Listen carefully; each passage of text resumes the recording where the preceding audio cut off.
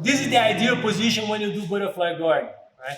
But as you know very well, it's super rare that you're gonna have that ideal position to do any technique, right? So he has a few ways to defend my move, right, and prevent me from getting all the conditions required, like to take him down, right?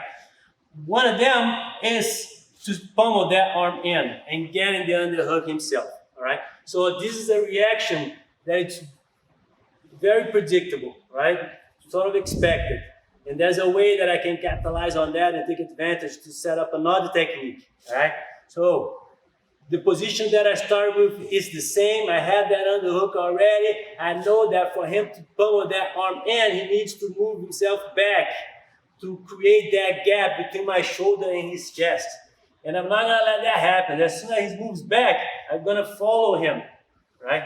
So if he's smart, he's gonna realize that there's a point that he shouldn't go any further because he's gonna lose his balance, right? But I'm gonna take advantage of that before it happens, right?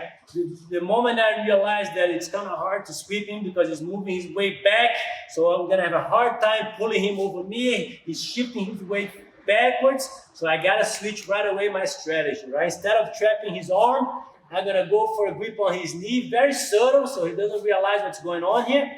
Then as I feel that he's moving back, I follow him and I lift up, all right? I transfer my weight to my knee and my foot over there that it's between his legs, right? And I bring my hip as high as possible, coming forward as well, right? So as he's moving up, I lift up as well. Right now what happens, his weight is on his heels, so he cannot stand up anymore. So that phase of that technique was quick, but right now going forward, like it's a point of no return. Right? So he has no way other than accepting my sweep, right? So how are you gonna take him down? You're gonna pull that knee towards you to keep his leg flexed, and then you just keep projecting your shoulder to take him on his side. You literally just drive it towards your opponent as you feel that his weight is shifting backwards, right? So that's the rationale behind the mechanics of this move. Initial position is the same. I feel that he's moving back, trying to pummel that arm. Right away, I switch my grip to his knee. As he moves back, I lift my hip up, and then boom, drive forward, taking him to the ground.